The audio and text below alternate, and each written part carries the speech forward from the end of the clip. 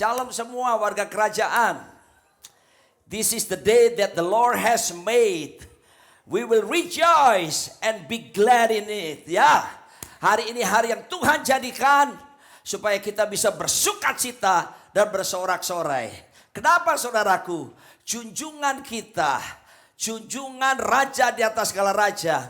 Dia tidak mati dan tetap tinggal di kubur, tapi dia bangkit dari kematian.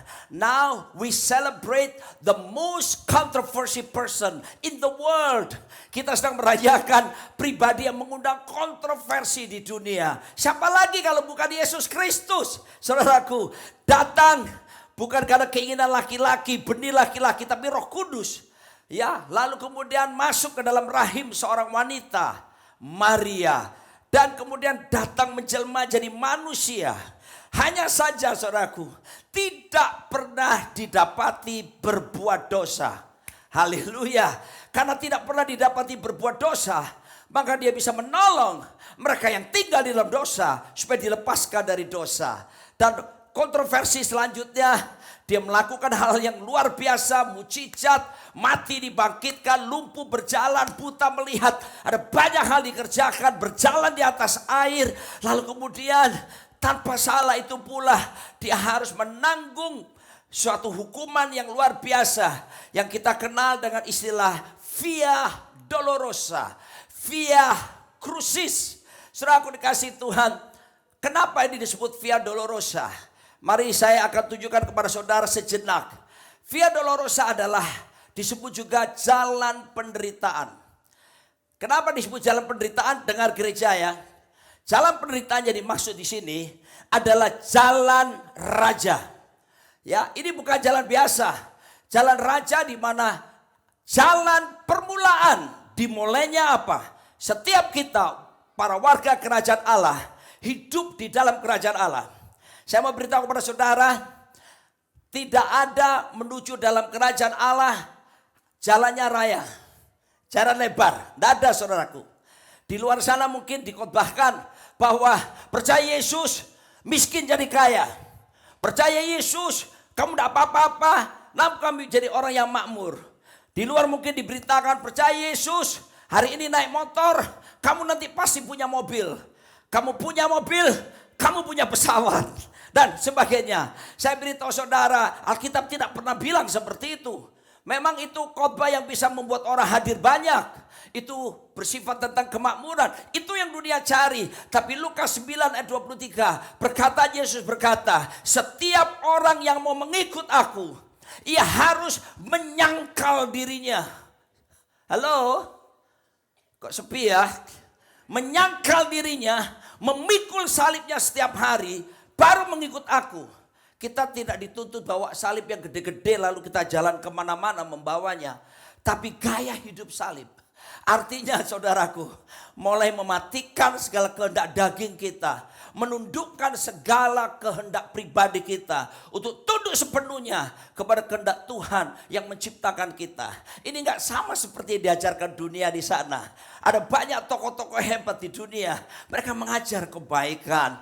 Mereka mengaku mereka dapat wahyu dari sorga. Mereka mengaku bahwa mereka bisa tuntun banyak orang menuju kehidupan abadi. Tapi di mana mereka? Hari ini mereka ada di dalam kuburan, saudaraku. Dan mereka tidak pernah bisa bangkit lagi. Tapi saya mau beritahu kepada saudara, ada satu pribadi, dia berkata, akulah jalan, I am the way, the life.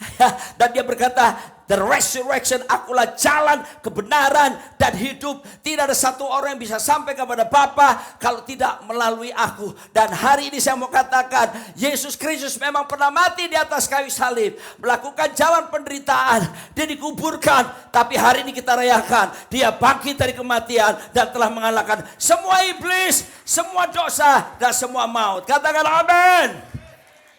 Haleluya. Kunci G. He is risen, He is risen, and He lives forevermore. Nyanyi dong. He is risen, He is risen. Come on and celebrate the resurrection of our Lord. Kita tidak merayakan Easter. Tolong warga rock, jangan pakai istilah Easter. Easter is not come from the church. Easter is come from the world. Dia tidak datang dari gereja. Tidak ada bukti kebenaran di dalam Alkitab disebut tentang Easter. Saudaraku ya, itu budaya barat yang menciptakan itu. Akibatnya lomba cari telur, saudaraku ya. Akibatnya lomba cari kelinci dan sebagainya. Tapi saya beritahu saudaraku dikasih Tuhan, yang benar itu juga adalah Happy Resurrection Day. Ya, biasakan saudaraku. Kalau ada orang kirim saudara Happy Easter, saudara balas sama mereka Happy Resurrection Day. Jadi jangan dibalas dengan Happy Easter lagi. Supaya kita biasakan, kita mesti kembali kepada kebenaran yang Alkitab katakan. Lebih daripada apa yang dunia katakan, saudaraku. Amin. Ya, mari saya akan tunjukkan saudaraku. Next slide lagi. Dimulai dari manakah itu? Nah, next slide lagi. Next. Di Getsemani. Saudaraku dikasih Tuhan, kata Getsemani itu dari bahasa Aram. Bahasa Aram itu artinya sebetulnya Getsemani adalah tempat pemerasan minyak. Ya. Dan ini ada di mana? Ada di kaki Bukit Zaitun. Ya, dan kemudian di sebelah timur dari Yerusalem dan di seberang daripada lembah yang disebut Lembah Kidron. Kenapa tempat ini penting, saudaraku? Dan saya tunjukkan bahwa ini tahapan pertama, tahap awal. Tapi tahap inilah Yesus menderita, itu yang akan membawa kemenangan yang luar biasa. Untuk dia tahu bahwa di depan ada hal-hal yang sulit, bahkan kematian. Tapi kemenangan sudah dimulai dari sini. Kenapa saya katakan kemenangan dimulai dari sini? Tidakkah saudara pernah ingat bahwa dia pernah berdoa sampai 3 kali? Bapak, jikalau sekiranya mungkin cawan ini lalu daripadaku. Tapi, nah ini kerennya di sini. Ini kemenangannya di sini. Not my will be done, but your will be done. Bukan kehendakku yang jadi, tapi kehendakmu lah yang terjadi. Saudara tahu, mau pengen jalan kemenangan? Mau pengen jalan salib yang sesungguhnya? Saudaraku, ada beberapa tempat merayakan seperti ini. Mereka bikin parodi bagaimana memikul salib. Sah-sah saja. Tapi jalan salib yang seharusnya bukan sekedar memikul salib. Atau kalau saudara pakai kalung salib gak apa-apa sih. Tapi bukan berarti dengan kalung salib itu Dracula takut. Kita terpengaruh film-film Hollywood.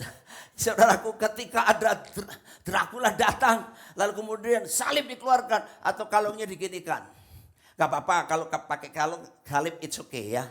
Tapi saudaraku dikasih Tuhan, jalan salib itu adalah sesungguhnya jalan di mana kehendak manusia kita ditundukkan supaya kehendak Allah terjadi dalam kehidupan kita. Saudaraku dikasih Tuhan, ini yang Yesus kerjakan. Dan seharusnya ini menjadi jalan bagi setiap kita. Di mana kita sekarang. Dan ini pula yang disebut rahasia sukses Yesus. Saudara pengen tahu rahasia sukses Yesus? Bukan karena mujizatnya. Bukan karena dia telah membangkitkan orang mati. Dia disebut sukses. Jalan sukses Yesus. Kunci A. Bukan kunci A-nya ya.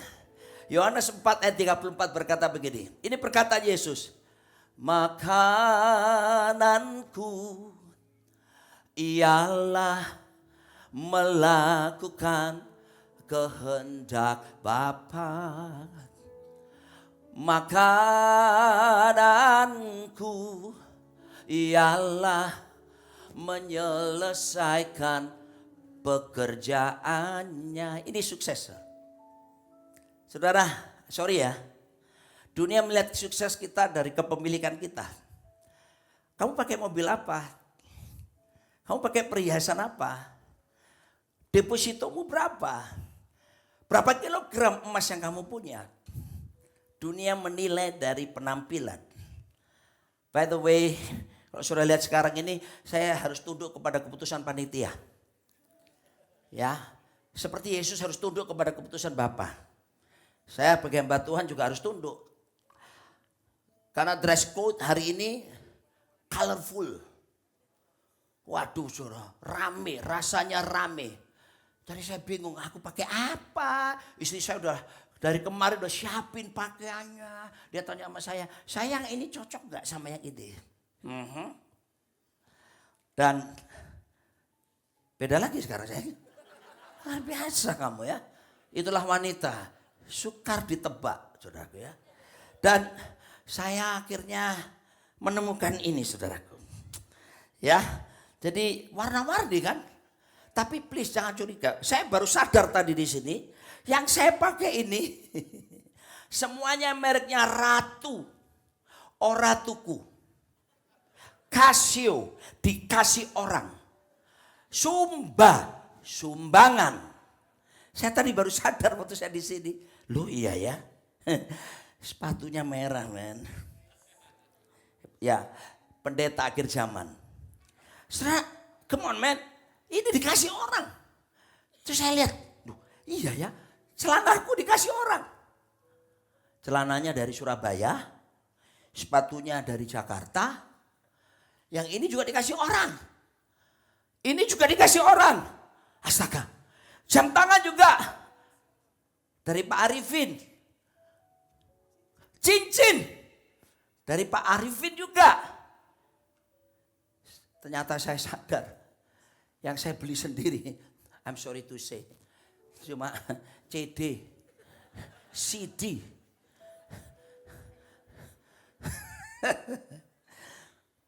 Saudara, sukses bukan karena penampilan dan kepemilikan. Bukan. Mau pengen tahu sukses? Sukses adalah melakukan kehendak Bapa dan menyelesaikan pekerjaan. Apakah dalam hidup saudara melakukan kehendak Tuhan? Saudara kekasih Tuhan, jangan kejar sukses menurut ukuran manusia. Semua sia-sia. Kejar sukses ukuran kerajaan Allah. Loh Pak hidup kere Pak ya? Enggak. Oh Pak hidup miskin. Bukan itu saudaraku. Kamu bisa diberkati. Kamu bisa punya uang yang banyak. Kamu bisa punya harta yang melimpah-limpah. Tapi yang terutama bukan itu yang kamu kejar. Kamu akan berprinsip seperti ini. Cari dahulu kerajaan Allah serta kebenarannya. Semuanya akan ditambah-tambahkan. Amin. Sebab yang namanya berkat itu bonus. Yang paling utama adalah the kingdom of God and His righteousness. So that's why seek first the kingdom of God and righteousness. And all these things shall be added to you. Apa tuh all these things-nya? Makanan saudara, pakaian saudara, apa? Minuman saudara. Itu cuma bonus. Itu bonus. Berkat itu bonus. Yang pertama jalan salib ini loh. Karena jalan salib ini akan menuntun kamu dalam kehidupan kerajaan Allah. Tanpa jalan salib, tidak ada satupun kita bisa hidup dalam prinsip kerajaan Allah. Penting harus garis bawahi. Berkat itu bonus. Beli apartemen dapat kulkas. Bonusnya. Beli sepeda dapat payung. Itu bonus Pak. Tapi jangan pernah kamu berkata beli payung supaya dapat sepeda. Beli kulkas supaya dapat apartemen. Itu kita kerjakan bukan? Jangan heran satu hari yang kamu kejar, atau tipu orang. Yang kamu kejar, orang Surabaya bilang, diciak uang. Sehingga mereka yang dulunya berkata, dulu mereka berkata begini. Kalau orang miskin berkata begini Pak, besok makan apa? Orang kaya berkata, besok makan siapa? Kamu makan siapa? Suatu hari kamu akan dimakan. Sebab apa? Hukum tabur tuai terjadi. Saudara, ingat loh ya. Jalan kita itu sangkal diri, pikul salib setiap hari. So, submit your will, submission to the will of God. Ketika saya mengerti ini, waktu itu saya kepingin jadi seorang akuntan publik. Saya kuliah di Fakultas Ekonomi Airlangga Surabaya. Dan saya kerja di kantor akuntan. Dan saya kepingin jadi orang kaya. Wajar. Keluarga saya orang miskin. Buat keluarga saya, waktu saya masih kecil, Coca-Cola minuman mewah. Bakso itu makanan mewah. Naik pesawat terbang, nggak bisa. Saya nggak bisa membayangkan itu. Saya jualan mercon di pinggir jalan waktu kecil. Jualan petasan. Waktu kuliah saya jualan kaos-kaos. Saya bukan anak orang kaya. Jadi wajar saya kepingin jadi orang kaya secara materi. Dan ketika saya menyelesaikan semuanya itu, tahu-tahu Tuhan panggil saya di Surabaya. Tinggalkan semuanya, Roni. Ya dia tidak ngomong gini. Enggak, saudaraku. Dia lembut berkata di sini, Roni, tinggalkan semuanya itu. Dia panggil saya, special calling, you know. Tinggalkan, loh saya sadar, tinggalkan pekerjaan, tinggalkan cita-citamu, tinggalkan ambisi pribadimu. Terus Tuhan bilang gini, jadilah hambaku, melayani sepenuh waktu. Pergilah ke Pulau Bali, di mana bapak rohanimu ada di sana, Pendeta Timotius Arifin. Nangis Pak. Nangis. Tuhan, saya kepingin punya kantor akuntan sendiri. Tuhan, aku pingin jadi orang kaya. 1 jam. Bahasa Ibraninya saya ngelesot. Dunia yang ngelesot. Saya cuma tersungkur gini, nangis. Tapi saudaraku, not my will but your will be done. Oh, lalu saya berkata, ya sudah. Kalau itu kehendak-Mu Tuhan, aku serahkan hidup saya. Tidak semua seperti saya loh ya. Tidak semua dipanggil jadi pendeta, nanti siapa jemaatnya. I know, you have a special calling, each of you.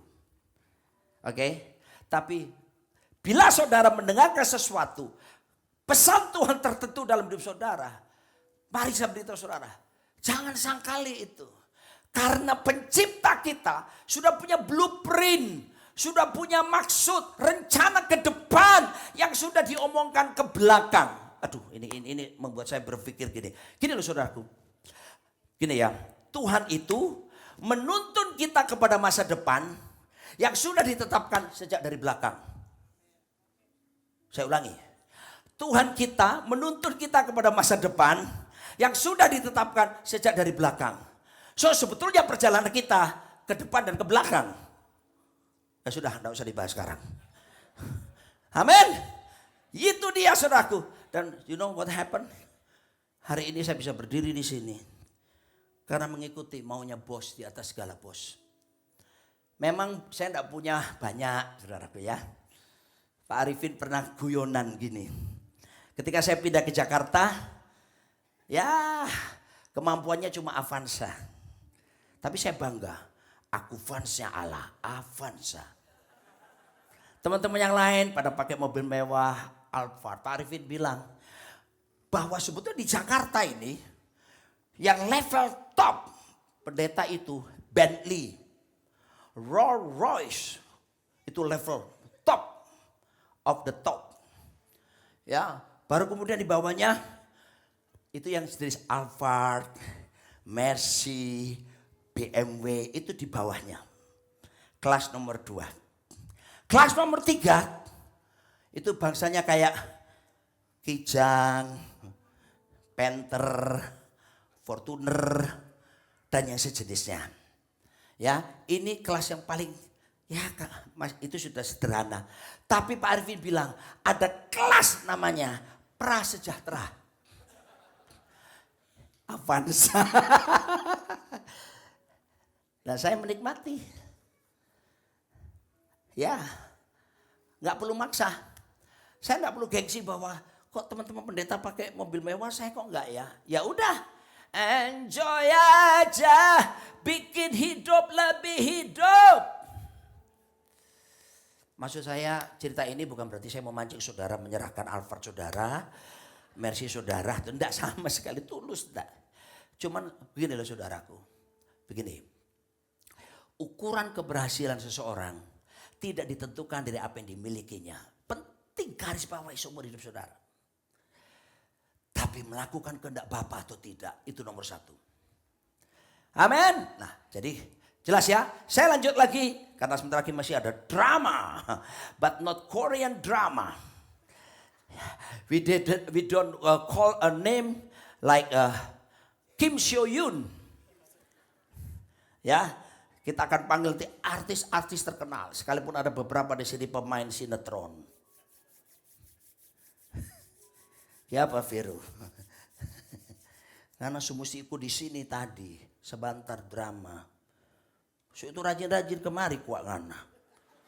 Cuma hari raya besar begini kok ngana datang le. Maaf kita pakai bahasa gunung. Ya, Manado. Saya dibesarkan dari keluarga ada darah Jawanya, ada darah Manadonya. Makanya penampakannya kayak Yahudi jadi ya. I'm so sorry Pak. Nggak enaknya pakai mic begini nih kalau ketawa nggak bisa dilepas gini masa. Jelek banget. Oke, jadi setelah itu saudara Via Dolorosa dia dipukul, dia dicambuk, dia diludahi, dia di mahkota duri, dia lalu dipaksa ngangkat salib itu 50 kilogram kurang lebih dan kemudian saudaraku, oh ya, ini Pak Erwin bagus banget kemarin Jumat. Pak Riki dan Bapak juga mana? Wah kita punya pengkhotbah keren di gereja ini ya. Saya sedang bayangkan nanti kalau kita udah kebaktian ke-5, ke-6 gitu ya. Waduh udah gak perlu undang pembicara luar. Karena ada orang-orang hebat yang Tuhan sediakan di tengah-tengah kita bukan. Pak Erwin kemarin Jumat bilang bahwa lepaskan Alkitabmu. Gak usah pakai Alkitab, apakah Yesus itu betul yang Yesus yang disalib itu. Lepaskan, gak usah lihat situ. Karena kalau ditinjau dari segi kekristenan, jelas kita bilang itu Yesus Kristus. Tapi dari keyakinan lain, mereka berkata bahwa itu adalah yang diserupakan. Itu adalah Simon orang Kirene. Atau bahkan salah satu murid Yudas yang diserupakan seperti Yesus. Tapi hilang semua. Buang semua kitab-kitab suci. Kembali kepada sejarah. Tulisan-tulisan sejarah yang ada orang-orang Romawi sendiri. Tulisan-tulisan sejarah yang ditulis oleh orang-orang Yahudi pada waktu itu. Semua sinkron dengan Alkitab. Bahwa yang disalib itu adalah Yesus Kristus Tuhan. Tidak pernah diserupakan. Dan saudaraku dia pikul salib. Dan jalan salib itu bukan jalan kehinaan. 1 Korintus 1 ayat 18 berkata begini. Memang bagi orang yang ditentukan binasa, bagi dunia, pemberitaan tentang salib suatu kebodohan. Halo, dunia melihat yang kita lakukan ini. Ngapain lu? Bodoh. Suruh hidup takut Tuhan. Zaman gede. Mau bener bisnis hari gede. Orang dunia bilang kita bodoh saudaraku. Tapi Alkitab berkata, dunia boleh bilang itu jalan kebodohan. Tapi Alkitab berkata bagi kita orang percaya. The gospel of the kingdom of God is the power of God. Itu kekuatannya Allah. Makanya hari ini saya khotbah dengan menggebu-gebu. Kenapa saudaraku? Saya sedang memberitakan kekuatan Allah bagi saudara. Yang sakit Tuhan sanggup sembuhkan. Yang lemah Tuhan sanggup kuatkan. Yang putus asa Tuhan berikan pengharapan yang baru. Dan di Getsemani itu. Dalam keadaan sebagai 100% manusia. Dia takut. Sampai Alkitab bilang. Keringatnya keluar bercampur titik-titik darah. Saudara tahu dalam bahasa dunia kedokteran. Ada beberapa dokter di sini. Disebut hematohidrosis. Hematohidrosis adalah satu kondisi seseorang yang mengalami tekanan berat, yang mengalami tekanan batin, stres berat, atau faktor psikogenik yang lain. Dan dokter menjelaskan begini, ketika orang ketakutan, ketika orang stres berat, jantungnya berdegup keras. Ketika berdegup keras, dia memompahkan darah ke seluruh tubuh dengan kencang. Melewati pembuluh darah mayor, sampai ke minor, ke mikro. Pembuluh darah di kepala ini banyak kecil-kecil. Dan ketika dipompahkan begitu kencang saudaraku. Maka pembuluh darah di kepala ini gak tahan menahannya. Lalu pecah dan keluar bercampur keringat. Darah ada di situ. Saya beritahu pada saudara, kenapa dia mau melakukan itu? Kalau ada di sini saudara datang dengan stres berat, saudara merasa depresi, tidak ada orang yang bisa perhatikan saudara, tidak ada orang yang bisa mengerti saudara. Ada kabar baik, Tuhan Yesus Kristus pernah mengalaminya. Dia sanggup menolong saudara, dia sanggup untuk mengubahkan segala sesuatunya. Sekalipun proses kehidupan harus kita hadapi. Makanya lagu ini cocok sekali. Dia mengerti, dia peduli persoalan yang sedang terjadi. Oh, dia mengerti, dia peduli persoalan yang kita alami. Stop. Dan langsung saja di atas kayu salib. Saudaraku, semua jalan tadi disebut jalan kemuliaan. Saudara, aneh ya. Kalau dunia bilang kemuliaan itu kan bergelmingan harta. Kemuliaan itu ketika kita punya istri banyak. Jalan salib, jalan kemuliaan. Jalan yang dianut dunia seringkali berbicara tentang kenikmatan seksual. Kenikmatan, Alkitab berkata begini, dunia dengan segala isinya, dunia ini yaitu apa? Keinginan mata, apalagi keinginan daging, apalagi keangkuhan hidup. Semua bukan berasal dari Tuhan, tapi berasal dari dunia. Dan dunia sedang lenyap dengan segala keinginannya. Saya harap saudara, jalan salib terus mengingatkan kita. Tatkala kita sudah mulai sombong, tinggi hati, sadar. Semua karena anugerah-Mu diberikan kepada kita. Semua anugerah-Mu bagi saya, bila saya Engkau pakai. Jalan salib, jalan kemuliaan. Dan kemuliaan tidak di luar sana. Kemuliaan sudah di dalam diri setiap kita. Makanya kalau saudara berdoa, saudara lihat bahwa kemuliaan sudah berdiam sejak kita bertobat terima Yesus. Kita undang Yesus. The source of glory is already inside of you. Sumber kemuliaan sudah berdiam di sini. Kolose 1 ayat 27 berkata, Christ in you, the hope of glory. Kristus berdiam dalam diri kita. Dia pengharapan akan kemuliaan. So that's why saudara harus ngerti. Saudara jangan pernah minder. Saudara jangan merasa putus asa lagi. Bahwa kemuliaan sudah berdiam di sini.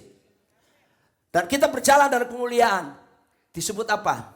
Jalan penderitaan tadi. The cross before the crown. Salib dulu baru mahkota. The test before the testimony. Ujian dulu baru ada kesaksian. The thorn before the throne. Duri dulu diizinkan terjadi. Baru ada takhta disediakan. That's our way. Sepi. Itulah jalan kita. Tidak ada yang amin. Ngomong amin gitu loh supaya saya seneng saudaraku ya. Sekali aja amin gitu loh. Supaya saya pulang itu lega gitu loh. Halo, is there anybody home? Saya lanjutkan ya. Berikutnya yang terakhir. Di puncaknya di kayu salib sana. Dan di situ dia berseru. Eli, Eli lama sabatani. Bapakku, Bapakku mengapa engkau meninggalkan aku? Kenapa dia berteriak seperti itu? Gini. Gini ya. Tolong perhatikan kalimat saya sudah mau selesai. Yesus seharusnya tidak bisa mati. Saya ulangi ya. Yesus sejatinya tidak bisa mati karena dia bukan dari benih keinginan seorang pria. Dia benih Roh Kudus. Dia tidak pernah berbuat dosa. Dia tidak pernah mati.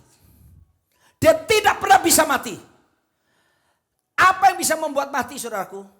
Dosa. Terakhir sekarang, terakhir. Saya minta Pak Harli, tolong Bapak kemari. Ya. Saya lihat dia Batak juga. Ben, margamu apa? Silaban. Yang mimpin pujian tadi, Batak juga. Hebat ya gereja ini ya. Manulang. Luar biasa. Kali ini Manado. Supaya sudah tahu bahwa kita dari berbagai suku dan bangsa ya. Pak, Bapak jadi maut ya. Oke. Terus saya panggil yang dari suku lain deh ya. Yang saya minta yang keturunan Tionghoa. Yang badannya kecil. Boleh? Pendek seperti saya. Keturunan Chinese. Dokter Leroy, where are you, doctor? Please come forward. Mana dia? Dokter sini. Wih, ini kayak Romo ini. Ayo. Pengumuman penting. Ini dokter masih jomblo. Dan takut Tuhan, pinter lagi. Udah kerja bagus di rumah sakit Mitra Keluarga Kelapa Gading. Oke. Nanti kalau dapat komisinya jangan lupa ya. Vero ngana kemari kuak. Ini artis kita ini. Pak kasih tau Pak dia. Jangan jarang pergi gereja ya. Terus-terusan semuanya. Ngana semuanya jadi Yesus sekarang. So itu ngana cepat Jo kemari.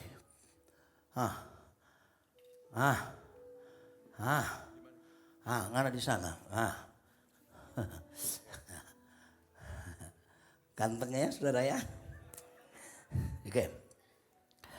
Di Taman Eden, sebelum manusia jatuh dalam dosa, dengar ini ya. Yang namanya mati, maut. By the way, kata death, mati, yang ucapkan pertama Tuhan. Kejadian 2 ayat 17. Tuhan yang mengucapkannya. Jadi saudara gak usah takut soal kematian. Karena yang mengucapkan mati itu pertama Tuhan. God still in control. Tuhan masih kendalikan untuk kematian itu. Akan tetapi dengar saudara. Pada waktu di Taman Eden dosa belum ada. Maut itu tidur. Ya. Dia seperti lebah tanpa sengat. Tidak ada power apa-apa. Adam manusia pertama. Jalan-jalan sama Tuhan. Jalan-jalan sama Tuhan. Di Taman Eden. Menikmati persekutuan yang intim karib mereka. Nuruti perintah. Tapi sayang hawanya belum ada. Sama Tuhan lepaskan. Bayangkan ada Hawa di sebelahnya. Oke. Terus kemari. Leroy. Ini yang terjadi saudaraku. Dia dibujuk rayu sama iblis. Dan akhirnya saya jadi iblis ya. Mautnya jadi takut juga. Singkat cerita kamu makan buah pengetahuan baik dan jahat itu. Bukan apel ya. Dan jatuh dalam dosa. Saudara tahu? Begitu dosa masuk. Ini yang terjadi. Yang maut tadi tidur. Dia jadi berkuasa. Nah. Dengar saudara. Berabad-abad lamanya. Manusia dikuasai maut. Tidak ada yang bisa berdayakan maut. Dengar saudaraku. Mati. Begitu mati saudaraku. Yang nyambut. Kalau orang di luar Yesus. Yang nyambut itu. Ngeri sekali. Orang Batak bilang ngeri sekali kau. Maut akan menyambut. Ngeri saudaraku. Tidak ada harapan. Makanya kata mati dalam pengertian orang di luar Yesus. Dead. D-nya itu apa? Desperate. Putus asa. E-nya adalah end of everything. Entek. Surabayanya. A-nya adalah agony. Kekejaman. Penyiksaan di api neraka. T-nya adalah terror. Ancaman demi ancaman dalam kerajaan neraka. Dan H-nya adalah hell. Itu yang terjadi. Tapi Yesus Kristus datang menyerahkan diri di salib. Ya. Dan dia berkata, it is finished. Sudah selesai. Dan kemudian ini yang kita peringati hari ini, saudaraku. Dengar, iblis menahan untuk dia tidak bisa bangkit. Dengar. Bukannya Yesus yang kesulitan keluar dari kubur.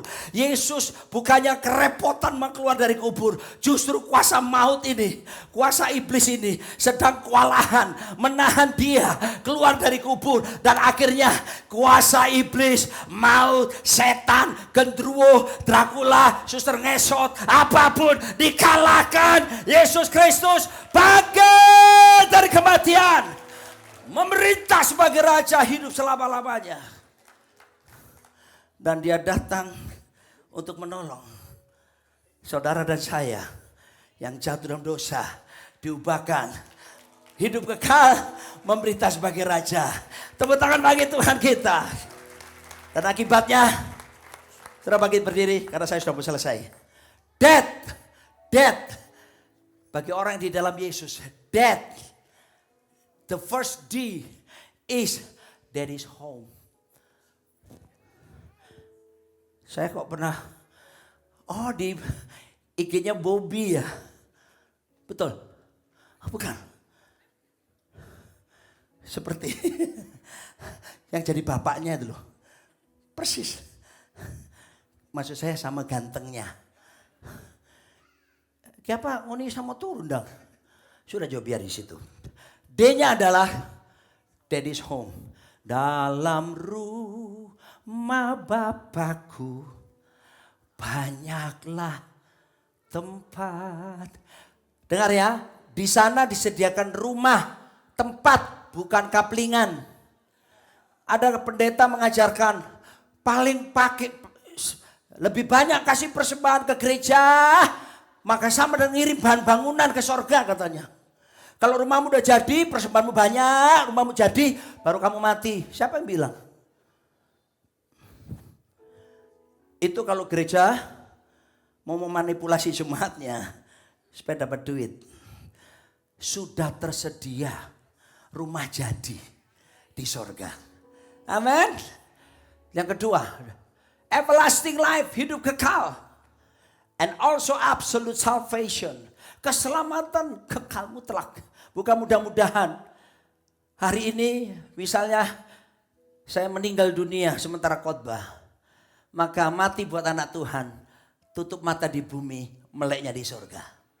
Amin. Semua tutup mata. 1, 2, 3. Tep. Buka mata. Masih di Raja Wali Place. Karena saudara belum mati. Dan berikutnya. T-nya treasure. Tuhan kasih kita. Yang disebut dengan harta yang luar biasa. Jalannya dibuat dari emas. Dindingnya dibuat dari 12 batu permata yang mahal-mahal. Aduh saudaraku. Dan yang terakhir. Tuhan sediakan bagi setiap kita hanya apa? Heaven. Heaven. Kaulah Tuhan. Kau Tuhan. Kau Tuhan.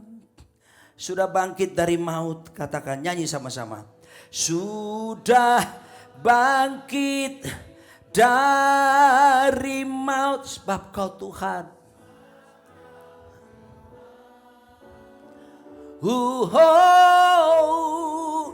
Setiap lutut bertelut.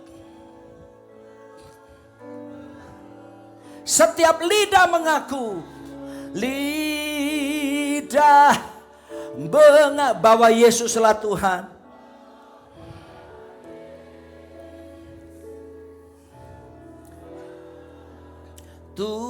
Tuhan. Begini, Yesus tak pernah bisa mati. Tapi supaya mati adalah semua dosa saudara.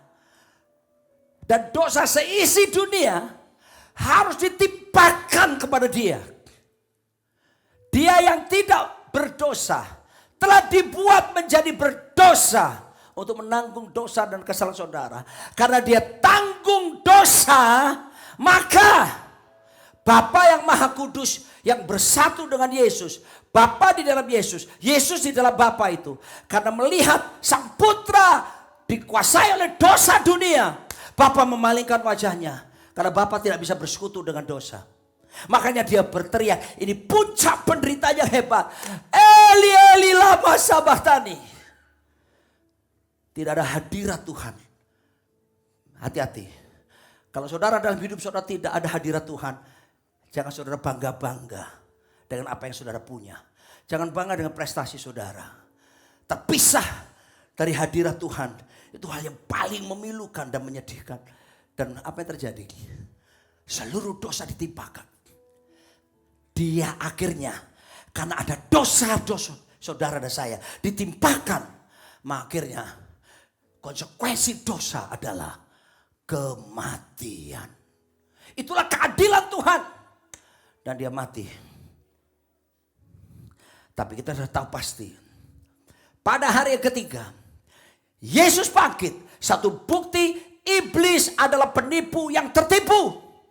Iblis tidak maha tahu. Sebab yang maha tahu cuma satu. Yesus Kristus Tuhan kita. Dia tidak sangka bahwa akhirnya Yesus bangkit dari kematian.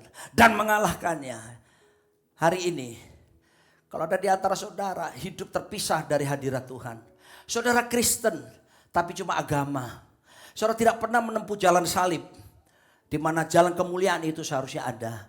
Tapi saudara mau berkata, ampuni saya Tuhan. Saya orang berdosa. Hari ini saya akan mendoakan saudara. Supaya Tuhan mengampunimu dan memulai perjalanan baru.